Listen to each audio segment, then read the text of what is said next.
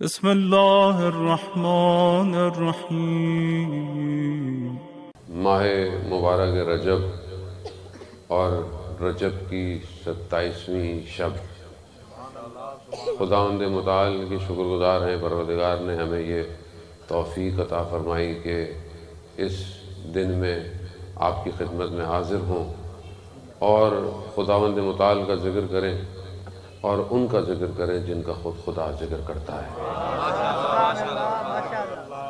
ماہ رجب میں جہاں بہت ساری خصوصیات ہیں، وہاں آج کی رات کی ایک خاص اہمیت ہے، کیونکہ خود ایک مہینہ اپنے اندر بہت اہمیت رکھتا ہے اور اس میں ہمیں بہت ساری چیزوں کی تاکید بھی کی گئی ہے۔ پہلی چیز استغفار ہے، توبہ استغفار کرو تاکہ اپنے آپ کو پاک کر سکو، کیونکہ انسان جب تک اپنے باطن کو پاک نہیں کرے گا اسے عرش کے اذکار سنائی نہیں دیں گے۔ ظاہر ہے جس کا شکم دنیا کی آلائش سے بھرا ہو، جس کی افکار آلودہ ہوں، جس کی نگاہیں پاک نہ ہوں، وہ کبھی بھی رازوں کو نہیں دیکھ سکتا۔ اور ظاہر ہے جن ہستیوں تک پہنچنا ہے ان ہستیوں کے لیے پروردگار نے کہا ہے ہم نے نجاست کو ان سے دور کیا ہوا ہے۔ تو عزیزان محترم، بہرحال 27 کی شب کہ جو معراج النبی اور بعثت پیغمبر سے منسوب ہے۔ معراج یعنی جب رسول خدا معراج پہ گئے، بعثت پیغمبر جب پیغمبر کو نبوت پہ مبعوث کیا گیا، یعنی نبوت جب ان کو دی گئی کہ اب آپ جائیں لوگوں کے درمیان اور خدا کا پیغام جو ہے وہ لوگوں کو پہنچائیں۔ رسول خدا بچپن سے امین اور صدیق ہیں، روح القدس روح الامین رسول خدا کے ساتھ ساتھ رسول کی تربیت پر ہے، لیکن حضرت جبرائیل غار حرا میں آتے ہیں، چلے جاتے ہیں، آتے ہیں، چلے، پھر وہ پیغام خدا کی طرف سے کہ جاؤ اقرا، ان کو اللہ کے نام سے شروع کرو، پڑھاؤ۔ ظاہر ہے دین ہمارا پڑھنے سے شروع ہو رہا ہے، یعنی پڑھو۔ اب ہم لوگ پڑھتے ہی نہیں، دین جو ہے وہ یہاں سے شروع ہو رہا ہے۔ رسول کو بھیجا گیا، کیوں بھیجا گیا؟ رسول کی ضرورت کیا ہے؟ رسول کیوں خدا نے اپنی طرف سے بھیجے؟ خدا نے کیوں 1,24,000 کو بھیجا؟ کیوں رسالت کے بعد نبوت جب تمام ہو گئی تو اماموں کی ضرورت ہے؟ اب یہ سوال ضروری ہے ہمارے ذہن میں۔ جب تک ہمیں معرفت نہیں ہوگی ہم اطاعت نہیں کر سکتے۔ جب آپ کسی کو پہچانیں گے، اس کی شناخت کریں گے، تبھی تو جائیں گے اس کے پیچھے۔ کیوں رسول کو مبعوث کیا گیا؟ مولا کائنات حضرت علی ابن ابی طالب علیہ السلام صلی علی محمد و خود نہج البلاغہ میں نبوت کی گفتگو میں کہ پروردگار نے نبی کے ذریعے سے ان چھپے ہوئے خزانوں کو باہر نکالا ہے۔ انسان جتنی بھی ترقی کی ہے یہ نبوت کی وجہ سے ہے، ورنہ پہلے انسان کیسا تھا؟ پہلا شخص بھی نبی ہے، اس کے بعد انسان کی کیفیت، انسان خود کچھ نہیں آتا، سب الہی نظام ہے، کیسے چیزیں بننی ہیں، کیسے کیا ہوتا ہے۔ حضرت نوح نے جب کشتی بنائی تو اس سے پہلے کشتی کا کانسیپٹ نہیں تھا، کیونکہ پانی نہیں تھا اتنا زیادہ، کہاں چلتی، کیسے چلتی۔ جب پہلی کشتی بنی لوگ مذاق اڑاتے تھے کہ یہ کیا بنا رہے ہیں، لیکن وہ تو تیاری کر رہے تھے، امر الہی تھا۔ لوگ مذاق اڑا رہے تھے کہ یہ کیا کر رہے ہیں، لیکن جب کشتی بن گئی، زمین نے پانی نکلا، اگلا، آسمان سے بارشیں ہوئیں، روئے زمین پانی سے بھر گئی، تب کشتی تیری۔ دیکھنے والے دیکھتے رہ گئے، جو سوار نہیں ہو سکا وہ نہیں ہو سکا۔ آج بھی کشتی تیار ہو رہی ہے،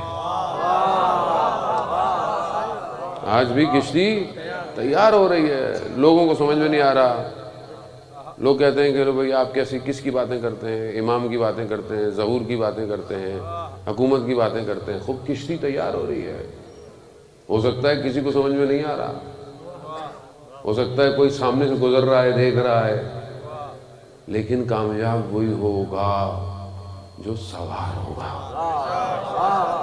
رسول خدا حضرت محمد مصطفیٰ صلی اللہ علیہ وسلم. رسول کی حدیث ہے نا، علماء کرام آپ کے درمیان میں موجود ہیں کہ میرے اہل بیت کا مثل سفینۃ النوح، میرے اہل بیت حضرت نوح کی کشتی کی طرح ہیں، جو سوار ہوگا وہی کامیاب ہوگا، جو آگے نکلے گا وہ بھی برباد، جو پیچھے رہ گیا وہ ہلاک. جیسا کہا ہے ویسا کرنا ہے تو کامیابی ہے. تو عزیزان محترم، انبیاء آئے، انسان کچھ نہیں جانتا تھا، نبیوں کو بھیجا. کیوں بھیجا پروردگار؟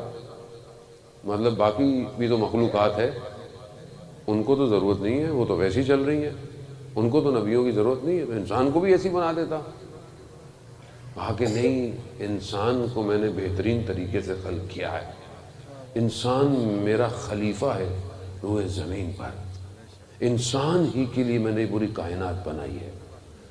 انسان سے خدا محبت کرتا ہے اور اسے ڈوبنے نہیں دینا چاہتا. خدا نے جہنم کو نہیں بنایا شوق سے ہمارے لیے، ہم خود اپنی جہنم بناتے ہیں، خود بناتے ہیں. خدا نہیں چاہتا، خدا تو بہانے ڈھونڈتا ہے کہ کسی طریقے سے میں اسے معاف کر دوں، ایک پتھر اٹھا لے میں اسے معاف کر دوں، ایک جانور کو کھانا کھلا دے میں اسے معاف کر دوں. خدا تو ایسا ہے، وہ نہیں چاہتا، اسی لیے اس نے 1,24,000 کو بھیجا، اپنے خاص بندوں کو بھیجا. کیوں؟ جانوروں کو، نباتات کو، درختوں کو ضرورت نہیں ہے. درخت 1000 سال پہلے بھی زمین سے اگتے اوپر جاتے ہیں، اوپر سے نیچے آج تک نہیں گئے. شہد کی مکھی 1000 سال پہلے بھی پھولوں سے رس کھینچتی ہے اور شہد بناتی ہے، اس میں کوئی اضافہ نہیں ہوا. گائیں، بھینس، جانور جو دودھ دیتے ہیں وہ دودھ ہی دیتے ہیں ہزاروں سالوں سے، کچھ اور نہیں دے رہے. وہ کوک، پیپسی، اسپرائٹ نہیں مل رہی ہے آپ کو، صحیح ہے؟ جو ہے وہی ہے، آٹو پہ ہے، آٹومیٹک ہے سب. مگر انسان نہیں ہے، انسان تلاطم میں ہے، نشیب و فراز میں ہے، کشمکش میں ہے. انسان کو خدا نے ایسا بنایا ہے کہ اس کے اندر کشش ہے، کھچتا ہے، اس کے اندر فطرتاً چیزوں کو رکھا ہے. پیاس لگتی ہے انسان کو، ہر انسان کو لگتی ہے، پانی کی طرف کھنچتا ہے. ہر پانی پی سکتا ہے؟ کون بتائے گا؟ فطرت کو راستہ کون دکھائے گا؟ سامنے آپ کی پیاس لگی ہو، خدا نخواستہ نجاست پڑی ہو، پئیں گے؟ پانی غضب کا ہو، کسی کا چھینا ہوا ہو، وضو نہیں ہے اس سے، کون بتائے گا؟ بھوک لگتی ہے، بھوک ہے، گوشت حلال سے بابا نہیں ہے، مردہ پڑا ہے، کھائیں گے؟ کون بتائے گا؟ کوئی ہے، جو اوپر سے آئیں گے وہی بتائیں گے، وہی بتائیں گے یہ حلال ہے، حرام ہے. یہی فرق انسان بناتا ہے، ورنہ تو حیوان ہے. اگر ہر چیز کھا لے، ہر چیز پی لے تو پھر کیا ہے؟ خدا قرآن میں کیا کہتا ہے؟ ہم نے ان کو آنکھیں دی ہیں، لا یبصرون بہا، یہ آنکھوں سے دیکھتے نہیں ہیں. ہم نے ان کو کان دیے ہیں، یہ سنتے نہیں ہیں. ہم نے ان کو قلب دیے، یہ سوچتے نہیں ہیں. اولئک کالانعام، یہ جانور ہیں، بل ہم اضل، اس سے بھی بدتر ہیں. اولئک هم الغافلون، یہ غفلت میں پڑے ہوئے ہیں. یعنی اگر انسان الہی رابطے سے متصل نہ ہو تو جانور سے بھی بدتر ہو جاتا ہے. تب کیا کریں پروردگار؟ آگے دنیا میں جیسے آپ کوئی پروڈکٹ بناتے ہیں، کوئی چیز بناتے ہیں، کوئی بھی کمپنی بناتی ہے، موبائل بناتی ہے، گاڑی بناتی ہے، کوئی بھی چیز بناتی ہے، اس کو استعمال کرنے کا طریقہ کون بتاتا ہے؟ کمپنی بتاتی ہے. آپ خود کریں گے تو خراب ہو جائے گی، آپ کو پتہ بھی نہیں ہے کہ کیسے ہوگا یہ سارا کام. ابھی نئے نئے موبائل ہیں، بٹن کہاں ہیں پتہ نہیں ہے آپ کو، کیسے چلے گا؟ آپ خود کریں، خراب ہو جائے گا. آپ غلط تار لگا دیں خراب ہو جائے گا. کیوں؟ جس نے بنایا ہے وہ جانتا ہے, وہی ساتھ میں ایک پرچہ دیتا ہے ایسے استعمال کرنا ہے. اور جو اتنی بہترین مخلوق بنائی, کیا اس کے لیے کچھ اوپر سے نہیں اتارتا؟ اسی لیے اس نے اپنی طرف سے نصاب اتارا. کتابوں کو کون لے کر آتا؟ وہی جو سچے تھے, صدیق اور امین. کیونکہ اگر وہ سچا نہیں ہے تو آپ کو کیسے پتہ ہے جو بول رہا ہے وہ اللہ کا کلام ہے یا اپنا کلام ہے؟ اس کا سچا ہونا ضروری ہے. تو نبیوں کو اللہ نے بھیجا, ہر دور میں انسان کو بچاؤ, انسان کو رشد دو, عقل دو. نبی جانتے تھے انسان ترقی کرے گا, بڑی بڑی بلڈنگیں بنا دے گا, لیکن پہلی بلڈنگ بنانا سکھائی, پہلا گھر بنانا سکھایا. حضرت داؤد کے ذریعے لوہے کو پگھلنا سکھایا, حضرت داؤد کے ذریعے زبانیں سکھائیں, سلائی سکھائی. یعنی ہر دور میں نبیوں نے انسان کو رشد دیا, لیکن اصل ہدف یہ نہیں تھا کہ یہ انسان بنا لیتا. آج آپ کے سامنے اسکائی اسکریپرز, بڑی بڑی بلڈنگیں, آرٹیفیشل انٹیلیجنس روبوٹ چل رہے ہیں, کام ہو رہا ہے, یہاں مجلس چل رہی ہے, پوری دنیا اس کو لائیو دیکھ رہی ہے. یہ سب پتہ تھا ان کو, مگر جزیات نہیں بتائیں, ایک ایک بات نہیں بتائی. کیوں؟ کیونکہ پتہ تھا, وہ جانتے تھے انسان ترقی کر لے گا, مگر انسان نہیں بن پائے گا. انسان نہیں بن پائے گا. ایم آر آئی اسکینر, اسکین مشینیں, آپ گزریں آپ کی باڈی کے پارٹس نظر آ جاتے ہیں, آپ کے اندر اگر کوئی بیماری ہے سب نظر جاتا ہے, اندر تک مشین چلی جاتی ہے. یہ انسان بنائے گا, یہ پتا تھا انہیں, مگر یہ انسان قلب کی بیماریوں کو نہیں بتا پائے گا. کتنا حسد ہے, کتنا کینہ ہے, کتنا بغض رکھتا ہے, کتنی منافقت ہے اس کے اندر, تو کون بتائے گا؟ کہا جن کو ہم نے بھیجا ہے. وَيُزَكِّيهِمْ, یہ تمہارا تزکیہ کرنے آئے, یہ تمہیں پاک کرنے آئے. دنیا کی کوئی چیز تمہیں پاک نہیں کر سکتی, دنیا کی کوئی چیز تمہیں نہیں پرواز دے سکتی. دنیا تمہیں مادے کی طرف لے کے جائے گی, جمع کرو. دنیا کے نظام کیا ہے؟ کیپٹلزم, سوشلزم, یہ سب کیا ہے؟ دنیا کی طرف ہے. ان کے نزدیک خدا محور نہیں ہے, انسان محور ہے. انسان کی زندگی, انسان کی آسائش ہے, انسان کی خواہشات, سب انسان. جبکہ نبیوں نے خدا کو محور دیا, کہا خدا ہے باقی سب کچھ ہے, خدا کے لیے, خدا کے لیے. اسلام نے آئیڈیالوجی کو بدلا ہے. اسلام سے پہلے, مذہب سے پہلے عرب جہالت میں ڈوبا ہوا ہے. اور ادھر آپ پیچھے دیکھیں, ایران بہت بڑی امپائر اسٹیٹ ہے, روم بہت بڑی امپائر اسٹیٹ, مگر برباد ہو گئے, اندر سے ٹوٹے. ہزاروں سالوں کی سلطنت ہے. ول ڈورانٹ, یہ جس کی کتاب ہے, اس کے اوپر انسان کو اگر آپ پڑھیں کہ کیوں یہ تباہ ہوئے, کہا اپنی وجہ سے, فساد میں, عیاشیوں میں, اخلاقیوں میں, یہ پورے امپائر گر گئے. روم کی جنگیں اتنی کہ تھک گئے لوگ. طبقاتی نظام, یہ بڑا ہے, یہ چھوٹا ہے, یہ طبقہ ایسا ہے, یہ طبقہ ایسا ہے. اس حالت میں خدا نے اپنے آخری نبی کو عرب میں بھیجا. وہ عرب کہ جو بیٹیوں کو زندہ دفناتے ہیں, وہ عرب جو عریاں طواف کرتے ہیں, وہ عرب کہ جہاں جہالت کا دورہ ہے, قبیلوں میں بٹے ہوئے ہیں. 200 سال اوس اور خزرج ایک دوسرے سے لڑ رہے ہیں جانوروں کی وجہ سے. یہ حالت ہے انسانیت کی.